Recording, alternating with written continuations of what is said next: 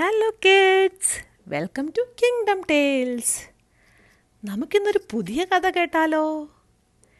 ഇന്നത്തെ നമ്മുടെ കഥയിലെ നായകൻ്റെ പേരാണ് മെഫിബോഷെത്ത്. ഇത് ബൈബിളിൽ നിന്നുള്ളൊരു കഥയാണ് കേട്ടോ. ശമൂവേൽ പ്രവാചകൻ്റെ പുസ്തകം 2-ാം പുസ്തകത്തിൽ 4-ാം അധ്യായത്തിലും 5-ാം അധ്യായത്തിലും 9-ാം അധ്യായത്തിലും ഒക്കെ മെഫിബോഷത്തിനെ പറ്റി പറഞ്ഞിട്ടുണ്ട്. നിങ്ങൾ സമയം കിട്ടും പോലെ ഒന്ന് വായിക്കണേ.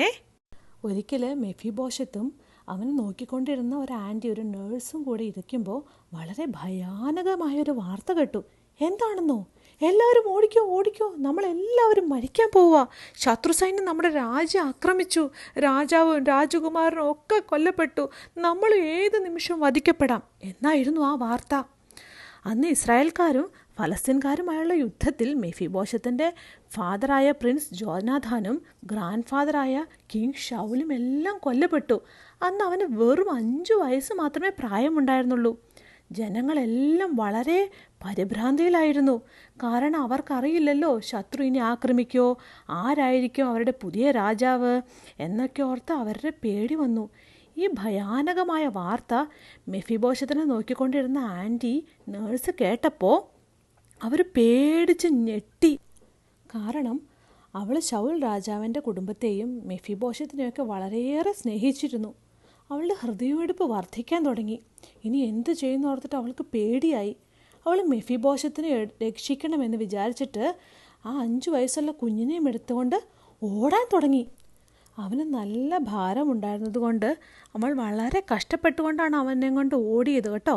അവനെ കൊണ്ട് പെട്ടെന്ന് ഓടിയത് കൊണ്ടും കുഞ്ഞിൻ്റെ ഭാരക്കൂടുതൽ കാരണവും ആ നേഴ്സ് എന്ത് പറ്റിയെന്നറിയോ, പെട്ടെന്ന് വീണുപോയി. മെഫിബോഷത്ത് അവളുടെ കയ്യിൽ നിന്ന് തെറിച്ച് ആ ഹാർഡായിട്ടുള്ള തറയിൽ കിടന്ന് ഉരുണ്ടു. ആ വീഴ്ചയിൽ അവൻ്റെ 2 കാലിനും സാരമായ രീതിയിൽ പരിക്ക് പറ്റി. അയ്യോ വാവേ, സാരമില്ല, ഇതൊക്കെ വേഗം മാറിക്കൊള്ളൂട്ടോ എന്നൊക്കെ പറഞ്ഞ് ആ സ്ത്രീ ആ കുഞ്ഞിനെ ആശ്വസിപ്പിച്ചിരിക്കാം. പക്ഷെ അവൾക്ക് അവിടെ നിൽക്കുവാനുള്ള സമയമുണ്ടായിരുന്നില്ല. അവർക്ക് ശത്രുക്കളുടെ കയ്യിൽ നിന്നും രക്ഷപ്പെടാൻ അവിടെ നിന്ന് ഓടി ഒളിച്ചേ മതിയാവുമായിരുന്നുള്ളൂ. പാവം മെഫിബോഷത്ത് അല്ലേ. അവന് ആ ഒരു ദിവസം കൊണ്ട് തന്നെ അവൻ്റെ വീട് നഷ്ടമായി, അവൻ്റെ ഫാമിലി നഷ്ടപ്പെട്ടു. ഇപ്പോഴോ ആ വീഴ്ചയിൽ അവന് കാലിനുണ്ടായ പരിക്ക് മൂലം അവൻ്റെ കാലും നഷ്ടപ്പെട്ടു. അവൻ ജീവിതകാലം മുഴുവനും ഒരു മുടന്തനായി മാറി. അവസാനം അവരൊരു സുരക്ഷിതമായ സ്ഥലത്ത് എത്തിച്ചേർന്നു. അവിടെ ഒരു പാവപ്പെട്ട കുടുംബം മാത്രമേ താമസിച്ചിരുന്നുള്ളൂ. വളരെ കുറച്ച് ആളുകൾക്ക് മാത്രമേ മെഫിബോഷത്ത് ജീവനോടിരിക്കുന്ന കാര്യവും എവിടെയാണ് താമസിക്കുന്നത് എന്ന കാര്യവുമൊക്കെ അറിയാമായിരുന്നുള്ളൂ. മെഫിബോഷത്തിനെ വളരെ സീക്രട്ടായിട്ട് ഒളിച്ച് താമസിപ്പിക്കേണ്ടത് വളരെ അത്യാവശ്യമായിരുന്നു. എന്താണെന്നോ, ഒരു പുതിയ രാജാവ് ഭരണം ഏറ്റെടുത്താൽ പഴയ രാജാവിൻ്റെ മക്കളെ എല്ലാം കൊന്നുകളയും. എന്താണെന്നോ കാരണം, ഒരിക്കലും പിന്നീട് പുതിയ രാജാവിനോട് പ്രതികാരം ചെയ്ത് രാജ്യം തട്ടിയെടുക്കാൻ ആ കുടുംബം വരരുതല്ലോ. അതിന് വേണ്ടിയിട്ട് ഇവിടെ മെഫിബോഷത്തിൻ്റെ ലൈഫും വലിയൊരു ഡേഞ്ചറിലാണ്. കാരണം അവനും രാജകുടുംബത്തിലെ അംഗമാണ്.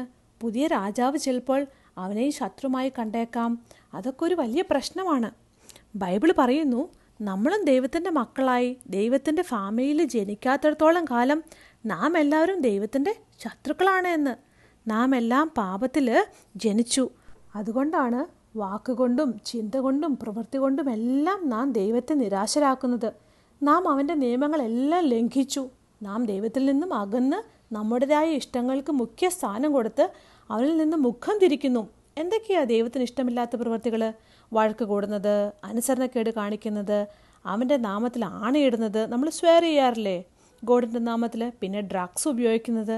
നാം ഇങ്ങനെയൊക്കെ പാപം ചെയ്യുമ്പോൾ നമ്മളും ദൈവത്തിൽ നിന്ന് അകന്നുകൊണ്ടിരിക്കുക. വിശുദ്ധ ബൈബിളിൽ പറയുന്നു, നീതിമാൻ ആരുമില്ല, ഒരുത്തൻ പോലുമില്ല എന്ന്. റോമർ 3:10. ഇങ്ങനെ പാപം ചെയ്യുമ്പോഴെല്ലാം നാം ആരാണ്? നമ്മളും ദൈവത്തിൻ്റെ ശത്രുക്കളാണ് അല്ലേ? ഇവിടെ മെഫിബോഷത്തും ഒരു ശത്രുവിൻ്റെ കുടുംബത്തിലെ അംഗമായതുകൊണ്ട് തന്നെ അവൻ്റെ ജീവിതവും ഇന്ന് അപകടത്തിലാണ്. ഏത് നിമിഷവും പുതിയ രാജാവാകാൻ പോകുന്ന ആളുടെ കൈകളെ കൊണ്ട് അവൻ കൊല്ലപ്പെടാം. ഒടുവിൽ ഫലസ്തീനുമായിട്ടുള്ള യുദ്ധം തീർന്നു. പക്ഷെ രാജാവായ ശൗലും മകനായ യോനാഥാനും കൊല്ലപ്പെട്ടു അല്ലേ? ഇസ്രായേൽക്കാർക്ക് ഒരു പുതിയ രാജാവിനെ വേണം. ആരായിരിക്കും അവരുടെ പുതിയ രാജാവ്? എല്ലാവരും തന്നെ ആഗ്രഹിക്കുന്നത് ദാവീദ് അവരുടെ രാജാവായി വരുവാൻ വേണ്ടിയിട്ടാണ്. ദാവീദ് ഇസ്രായേലിൻ്റെ രാജാവായ ദിവസം ഇസ്രായേൽ ജനങ്ങൾക്ക് മുഴുവൻ ഒരു ഉത്സവമായിരുന്നു. അങ്ങനെ പുരോഹിതന്മാരുടെയും പട്ടാളക്കാരുടെയും ജനത്തിൻ്റെ എല്ലാം മധ്യത്തിൽ വെച്ച് ദാവീദ് രാജാവായി അവരോധിക്കപ്പെട്ടു. എങ്ങും സന്തോഷം അലയടിച്ചു. ദൈവം വളരെ നേരത്തെ തന്നെ ദാവീദിനെ ഇസ്രായേലിൻ്റെ രാജാവാക്കണമെന്ന് പ്ലാൻ ചെയ്തിരുന്നു. അതുകൊണ്ട് തന്നെ ദൈവം ദാവീദിൻ്റെ ഹൃദയത്തെ അതിനുവേണ്ടി ഒരുക്കിയിരുന്നു. കാരണം ദാവീദ് തൻ്റെ ജനങ്ങൾക്ക് ഒരു നല്ല ഭരണാധികാരി ആയിരിക്കുന്നതിന് വേണ്ടിയിട്ടാണ് ദൈവം അങ്ങനെ ഒരുക്കിയത്. ദാവീദ് രാജാവാകുന്നതിന് വളരെ കൊല്ലങ്ങൾക്ക് മുമ്പ് തന്നെ ദാവീദും മെഫിബോശത്തിൻ്റെ അച്ഛനായ ജോനാഥാനും വളരെ അടുത്ത സുഹൃത്തുക്കളായിരുന്നു. ശൗൽ രാജാവിന് ദാവീദിനോട് അസൂയ തോന്നി. അവനെ കൊല്ലുവാനായിട്ട് നടന്നപ്പോൾ പ്രിൻസ് ജോനാഥാനാണ് ദാവീദിനെ രക്ഷപ്പെടുത്തിക്കൊണ്ടിരുന്നത്. പക്ഷെ ഒരിക്കൽ ശൗൽ രാജാവിൽ നിന്ന് രക്ഷപ്പെടാനായി ദാവീദിന് അവിടെ നിന്നും ഓടിപ്പോകേണ്ടി വന്നു. അങ്ങനെ ദാവീദ് പ്രിൻസ് ജോനാഥാനും ഗുഡ് ബൈ പറയാൻ നേരത്ത് അവർ തമ്മിൽ ഒരു പ്രതിജ്ഞ ചെയ്തു. എന്താണെന്ന് ആ പ്രതിജ്ഞ?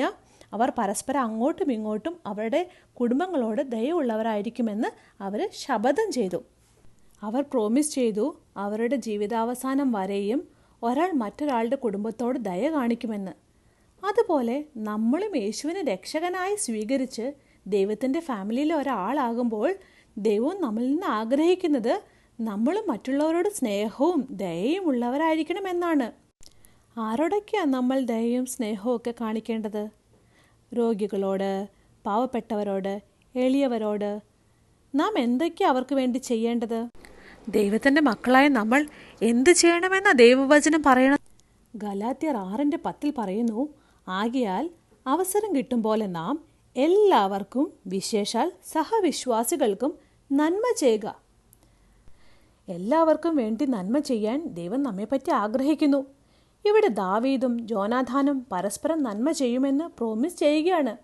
എപ്പോൾ വരെയാ? ജീവിതകാലം മുഴുവനും. വർഷങ്ങൾക്ക് ശേഷം ദാവീദ് ഇസ്രായേലിൻ്റെ രാജാവായപ്പോൾ ഒരിക്കൽ അവന് ഓർമ്മ വന്നു. എന്താണ് ഓർമ്മ വന്നത്? താൻ ജോനാഥാൻ്റെ കുടുംബത്തോട് സ്നേഹവും നന്മയും കാണിക്കാമെന്ന് പ്രോമിസ് ചെയ്തിട്ടുണ്ടല്ലോ എന്ന്. പെട്ടെന്ന് തന്നെ ദാവീദ് തൻ്റെ സെർവൻസിനെ വിളിച്ചു ചോദിച്ചു, ആരെങ്കിലും ഇനി ശൗലിൻ്റെ കുടുംബത്തിൽ ജീവനോടെ ഉണ്ടോ? എങ്കിൽ പെട്ടെന്ന് പറയണം, എനിക്ക് ജോനാഥാനെ പ്രതി അവരോട് കരുണ കാണിക്കണം എന്ന്. പെട്ടെന്ന് തന്നെ സൈനികർ അന്വേഷണം ആരംഭിച്ചു. ഒടുവിൽ ശൗലിൻ്റെ ഒരു സേവകനായിരുന്ന സിബ എന്ന ആളെ കണ്ടെത്തി ദാവീദിൻ്റെ മുമ്പിൽ കൊണ്ടുചെന്ന് നിർത്തി. രാജാവ് അവനോട് ചോദിച്ചു, നീയാണോ സിബ എന്ന്?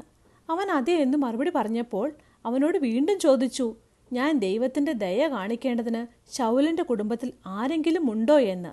ദാവീദ് രാജാവ് തൻ്റെ സുഹൃത്തായ ജോനാഥാനോട് ചെയ്ത സത്യം ഓർക്കാൻ ദൈവം കാരണമായി തീർന്നു. കാരണം ദൈവം മെഫിബോശത്തിനെ സ്നേഹിച്ചിരുന്നു. ദൈവം നിങ്ങളെയും വളരെയധികം സ്നേഹിക്കുന്നുണ്ട്. അത് എത്രമാത്രമുണ്ടെന്ന് നിങ്ങൾ അറിയണമെന്ന് അവൻ ആഗ്രഹിക്കുന്നു. വിശുദ്ധ ബൈബിളിൽ യിരെമ്യാ പ്രവാചകന്റെ പുസ്തകം 31-3 പറയുന്നു, നിത്യസ്നേഹം കൊണ്ട് ഞാൻ നിന്നെ സ്നേഹിച്ചിരിക്കുന്നു. അതായത് അവന് നിങ്ങളോടുള്ള സ്നേഹം എന്നെന്നും നിലനിൽക്കുന്നതാണ് എന്ന്. നിങ്ങളെല്ലാവരും ദൈവത്തിന് വളരെ സ്പെഷ്യലാണ്. കാരണം അവനാണ് നമ്മളെ ഉണ്ടാക്കിയത്. അവൻ ആകാശത്തിലെ കിളികളെ ഉണ്ടാക്കി, മരങ്ങളെ ഉണ്ടാക്കി, മേഘങ്ങളെ ഉണ്ടാക്കി, പൂക്കളെ ഉണ്ടാക്കി. എല്ലാം ഉണ്ടാക്കിയത് ദൈവമാണ്. ദൈവം ആരാ? പൂർണ്ണനാണ്, പെർഫെക്റ്റാണ്. അവൻ ഒരിക്കലും പാപം ചെയ്തിട്ടില്ല. അവൻ നിങ്ങളോടും എന്നോടുമൊക്കെ ദിനം പ്രതി അവൻ്റെ സ്നേഹവും ദയയും കാണിച്ചുകൊണ്ടിരിക്കുകയാണ്. എന്തൊക്കെയത്? ഒന്ന് ഓർത്തു നോക്കി. ദൈവം നമ്മളോട് ദയ കാണിക്കുന്നത് നല്ല പേരൻസിനെ തന്നു, നല്ല ഫുഡ് തന്നു, നല്ല വസ്ത്രം തന്നു. അങ്ങനെ നമ്മുടെ ജീവിതത്തിൽ ആവശ്യമുള്ളതെല്ലാം ദൈവം നമുക്ക് തന്നു അല്ലേ? ദൈവം നമ്മെ സ്നേഹിക്കുന്നത് നമ്മൾ അറിയുവാൻ അവൻ ആഗ്രഹിക്കുന്നുണ്ട്. അതുപോലെ തന്നെ ദൈവം മെഫിബോശത്തിനെയും സ്നേഹിച്ചിരുന്നു. അതുകൊണ്ട് ദൈവം ദാവീദിനെ കൊണ്ട് യോനാഥാനോട് ദാവീദ് ചെയ്തിരുന്ന പ്രോമിസ് ഓർമ്മിപ്പിച്ചു. അതുകൊണ്ടാണ് ശിബിയോട് രാജാവ് ശൗലിൻ്റെ കുടുംബത്തിലെ ഇനി ആരെങ്കിലും ജീവിച്ചിരിക്കണ്ടോ എന്ന് ചോദിച്ചത്. ശിബ പറഞ്ഞു, ഉണ്ട് രാജാവേ, ജോനാഥാന് മുടന്തനായ ഒരു മകനുണ്ട്. ദാവീദ് ഇത് കേട്ട വഴി ആജ്ഞാപിച്ചു, പോയി അവനെ കൊണ്ടുവാ. മെഫിബോശത്ത് താമസിക്കുന്നിടത്ത് രാജാവിൻ്റെ സേവകന്മാർ എത്തിയപ്പോൾ അവൻ ചിലപ്പോൾ ഭയന്നിരിക്കാം, ചിലപ്പോൾ ആശ്ചര്യപ്പെട്ടിരിക്കാം. പെട്ടെന്ന് ഒരു സേവകൻ പറഞ്ഞു, ദാവീദ് രാജാവ് നിന്നോട് കൊട്ടാരത്തിൽ വരാൻ പറഞ്ഞു. അവനോട് കൊട്ടാരത്തിൽ ചെല്ലാൻ പറഞ്ഞു എന്ന് കേട്ടപ്പോൾ അവൻ ശരിക്കും പേടിച്ചിരിക്കാം. അവൻ ചിന്തിച്ചു കാണും, ഞാനിവിടെ ഉണ്ടെന്ന് രാജാവ് എങ്ങനെ അറിഞ്ഞു? എന്തിനായിരിക്കും എന്നെ വിളിക്കാൻ സെർവൻസിനെ അയച്ചത്? എന്തായിരിക്കും എന്നെക്കൊണ്ടുള്ള ആവശ്യം? ഞാനൊരു മുടന്തനല്ലേ? ആ സ്ഥിതിക്ക് എന്നെക്കൊണ്ട് പ്രത്യേകിച്ച് ആവശ്യങ്ങളൊന്നും കാണില്ല. മിക്കവാറും എന്നെ കൊന്നു കളയാനായിരിക്കുമോ എന്നൊക്കെ. പക്ഷെ രാജാവിൻ്റെ ആജ്ഞയാണ്, പോയേ പറ്റൂ. അവൻ പെട്ടെന്ന് തന്നെ സേവകരോടൊപ്പം കൊട്ടാരത്തിലേക്ക് പോയി. അവസാനം അവൻ കൊട്ടാരത്തിലെത്തിച്ചേർന്നു.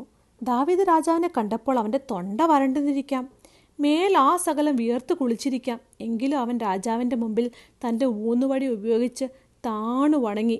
രാജാവ് അവനെ വളരെ സോഫ്റ്റായിട്ട് വിളിച്ചു, മെഫിബോശത്തെ. അവൻ വളരെ വിനയപൂർവ്വം മറുപടി പറഞ്ഞു, ഞാൻ നിന്റെ സേവകനാണ്. പക്ഷേ രാജാവിനെ വെറുമൊരു സെർവൻ്റായിട്ടായിരുന്നില്ല അവനെ കൊട്ടാരത്തിൽ വിളിച്ചു വരുത്തിയത്. രാജാവിൻ്റെ മനസ്സിൽ മറ്റു പല ഉദ്ദേശങ്ങളും ഉണ്ടായിരുന്നു. ദാവീദ് രാജാവ് മെഫിബോശത്ത് പേടിച്ചിരിക്കുകയാണ് എന്ന കാര്യം ശ്രദ്ധിച്ചു. രാജാവ് പറഞ്ഞു, നീ പേടിക്കേണ്ട. ഞാൻ നിന്നോട് നിന്റെ അച്ഛന് കൊടുത്ത വാക്കനുസരിച്ച് ദയയും സ്നേഹവും ഉള്ളവനായിരിക്കുമെന്ന്. ഓ, അപ്പം അതാണ് കാരണം. രാജാവ് എൻ്റെ അച്ഛനെ സ്നേഹിച്ചിരുന്നു, അതുകൊണ്ടാണ് എന്നോട് ഇവിടെ വരാൻ പറഞ്ഞത്. ദാവീദ് മെഫിബോശത്തിനോട് ദൈവിക ദയ കാണിക്കുകയാണ്. ഇതിലുമൊക്കെ വലിയ രീതിയിലൂടെയാണ് ദൈവം തൻ്റെ സ്നേഹപൂർണമായ ദയ നമ്മോട് കാണിച്ചത്. 2000 വർഷങ്ങൾക്ക് മുമ്പ് ദൈവം തൻ്റെ പുത്രനായ യേശുവിനെ സ്വർഗത്തിൽ നിന്ന് ഭൂമിയിലേക്ക് അയച്ചു. എന്തിനു വേണ്ടിയാ? ഒരിക്കൽ എനിക്കും നിങ്ങൾക്കും സ്വർഗത്തിൽ ഒരു വീടുണ്ടാകുന്നതിന് വേണ്ടിയിട്ടാ. അതിനുവേണ്ടി യേശു വന്നേ. ആരായിരുന്നു യേശു? ദൈവത്തിൻ്റെ പുത്രനായിരുന്നു. അവൻ ദൈവത്തെപ്പോലെ പെർഫെക്റ്റ് ആയിരുന്നു. ഒരിക്കലും പാപം ചെയ്തിട്ടില്ലാത്തവനായിരുന്നു. പക്ഷേ അവൻ പാപികളായ നാം അനുഭവിക്കേണ്ടിയിരുന്ന ശിക്ഷ ഏറ്റുവാങ്ങി മരിക്കുവാൻ തയ്യാറായി. പാപികളായ മനുഷ്യർ അവനെ അടിച്ചു, അവൻ്റെ മുഖത്ത് തുപ്പി, അവനെ ക്രൂശിൽ തറച്ചു. എന്തിനു വേണ്ടിയാ അവനിതെല്ലാം അനുവദിച്ചത്, സഹിച്ചത്? കാരണം നമ്മൾ ദൈവത്തിൻ്റെ ശത്രുക്കളായി ഈ ശിക്ഷയെല്ലാം അനുഭവിച്ച് നരകത്തിൽ പോകാതിരിക്കാൻ വേണ്ടിയിട്ടാ അവൻ ഇതെല്ലാം സഹിച്ചത്. റോമർ 5:9-10 പറയുന്നു, അവൻ്റെ രക്തത്താൽ നീതീകരിക്കപ്പെട്ട ശേഷമോ നാം അവനാൽ എത്ര അധികമായി കോപത്തിൽ നിന്ന് രക്ഷിക്കപ്പെടും. ശത്രുക്കളായിരിക്കുമ്പോൾ തന്നെ നമുക്ക് അവൻ്റെ പുത്രൻ്റെ മരണത്താൽ ദൈവത്തോട് നിരപ്പ് വന്നു എങ്കിൽ നിറഞ്ഞ ശേഷം നാം അവൻ്റെ ജീവനാൽ എത്ര അധികമായി രക്ഷിക്കപ്പെടുമെന്ന്. നമ്മൾ ശത്രുക്കളായിരുന്നപ്പോൾ അവൻ നമ്മെ മിത്രമാക്കുവാൻ വേണ്ടി തൻ്റെ പുത്രനെ അയച്ചുവെങ്കിൽ നാം യേശുവിനെ രക്ഷകനായി സ്വീകരിച്ച് അവൻ്റെ മിത്രങ്ങളായി മാറിയാൽ ദൈവം നമ്മെ എത്രമാത്രം സ്നേഹിക്കും. യേശു മരിച്ചു, അടക്കപ്പെട്ടു, ഉയർത്തെഴുന്നേറ്റ് ഇന്നും ജീവിക്കുന്നു. ആ യേശുവിൽ വിശ്വസിച്ച് അവനെ രക്ഷകനായി സ്വീകരിച്ചാൽ അവൻ നമ്മോട് പാപങ്ങളെ ക്ഷമിച്ച് നമ്മെയും അവനോടൊപ്പം സ്വർഗത്തിൽ പങ്കാളികളാക്കും. എത്ര വലുതാണല്ലേ ദൈവത്തിന് നമ്മോടുള്ള ദയയും സ്നേഹവും. അതുപോലെ ദാവീദ് രാജാവും തൻ്റെ കൂട്ടുകാരന് കൊടുത്ത പ്രതിജ്ഞ നിറവേറ്റുവാൻ വേണ്ടി മെഫിബോശത്തിനോടും സ്നേഹവും ദയയും ഒക്കെ കാണിക്കുന്നു. രാജാവിൻ്റെ വാക്കുകൾ കേട്ട് മെഫിബോശത്ത് ആശ്ചര്യപ്പെട്ടു. എന്താണെന്നോ? ഞാൻ നിന്റെ അച്ഛൻ്റെ സ്ഥലമെല്ലാം നിനക്ക് മടക്കിത്തരും. അതുമാത്രമല്ല, നീ ഇന്നു മുതൽ എന്നോടുകൂടെ കൊട്ടാരത്തിൽ താമസിച്ച് എന്നോടുകൂടെ ഭക്ഷണം കഴിക്കുമെന്ന്. അങ്ങനെ ദാവീദ് രാജാവിൻ്റെ ദയ കൊണ്ട് മെഫിബോശത്ത് തൻ്റെ ബാക്കിയുള്ള ജീവിതം ഒരു രാജകുടുംബത്തിലെ അംഗത്തിൻ്റെ അന്തസ്സോടുകൂടി സന്തോഷപൂർവ്വം ജീവിച്ചു. ദാവീദ് രാജാവ് ശിബിയോടും അവൻ്റെ 15 പുത്രന്മാരോടും 20 സെർവൻസിനോടും മെഫിബോശത്തിൻ്റെ സ്ഥലമെല്ലാം നോക്കി നടത്തണമെന്നും അവനെ രാജാവിൻ്റെ മകനെപ്പോലെ കരുതണമെന്നും പറഞ്ഞു. അന്നു മുതൽ അവൻ്റെ ജീവിതം വ്യത്യാസപ്പെട്ടു. ദാവീദ് രാജാവിൻ്റെ ദയ കൊണ്ട് അവനൊരു പുതിയ സൃഷ്ടിയായി മാറി. മെഫിബോശത്ത് ഇതൊക്കെ അവകാശപ്പെടുവാൻ അവനൊന്നും ചെയ്തിരുന്നില്ല. പക്ഷേ ദാവീദ് രാജാവ് തൻ്റെ ദയ കൊണ്ട് അവനെ രാജകുടുംബത്തിലെ അംഗമാക്കി മാറ്റിയതിനാൽ അവന് എത്രമാത്രം നന്ദി ഉണ്ടായിരിക്കും അല്ലേ? ഇന്ന് ദൈവം തൻ്റെ സ്നേഹവും ദയയും കൊണ്ട് നമ്മെയും അവൻ്റെ മക്കളാക്കി സ്വർഗത്തിൽ അവകാശികളാക്കി തീർക്കുവാൻ ആഗ്രഹിക്കുക. പക്ഷേ ഇതൊക്കെ അവകാശപ്പെടുവാൻ നമ്മളും യാതൊന്നും ചെയ്തിട്ടില്ല. അവൻ ആഗ്രഹിക്കുന്നു നമ്മളും ഒരു പുതിയ സൃഷ്ടി ആകുവാനായിട്ട്. യോഹന്നാൻ 1:12 പറയുന്നു, അവനെ കൈക്കൊണ്ട് അവൻ്റെ നാമത്തിൽ വിശ്വസിക്കുന്ന ഏവർക്കും ദൈവമക്കളാകുവാൻ അവൻ അധികാരം കൊടുത്തു. എപ്പോൾ നാം സമ്മതിക്കുന്നുവോ നാം പാപിയാണെന്ന്, എൻ്റെ പാപങ്ങൾക്ക് വേണ്ടിയാണ് അവൻ മരിച്ചത് എന്ന് വിശ്വസിച്ച് അവനെ രക്ഷകനായി സ്വീകരിച്ചാൽ അവൻ നമ്മുടെ പാപങ്ങളെ ക്ഷമിച്ച് അവൻ്റെ കുടുംബത്തിലെ അംഗങ്ങളാക്കി തീർക്കും. അവൻ നമ്മുടെ എല്ലാവിധ ആവശ്യങ്ങളും നിറവേറ്റിത്തരും. ഒരിക്കൽ അവനോടൊപ്പം സ്വർഗത്തിൽ വസിക്കുവാൻ നമ്മെയും കൊണ്ടുപോകും. നാം എല്ലാവരും അവനെ രക്ഷകനായി സ്വീകരിച്ച് ദൈവത്തിൻ്റെ മക്കളായി മാറിയതാണോ? അപ്പോൾ അവൻ നമ്മെപ്പറ്റി ആഗ്രഹിക്കുന്ന എന്താണെന്നോ? നാമും മറ്റുള്ളവരോട് ദയയും സ്നേഹവും കാണിക്കണമെന്നാണ്. ദൈവം നമ്മോട് ദയവും സ്നേഹവും കാണിച്ചതുപോലെ നമുക്ക് നമ്മുടെ തലകളെ കുനിക്കാം, കണ്ണുകളെ അടയ്ക്കാം.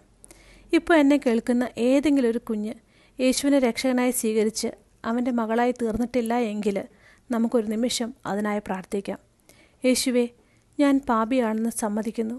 എൻ്റെ പാപങ്ങൾക്ക് വേണ്ടിയിട്ടാണ് നീ കാൽവരി ക്രൂശിൽ മരിച്ചു, അടക്കപ്പെട്ട് 3-ാം നാൾ ഉയർത്തെഴുന്നേറ്റ് ഇന്നും ജീവിക്കുന്നതെന്ന് ഞാൻ വിശ്വസിക്കുന്നു.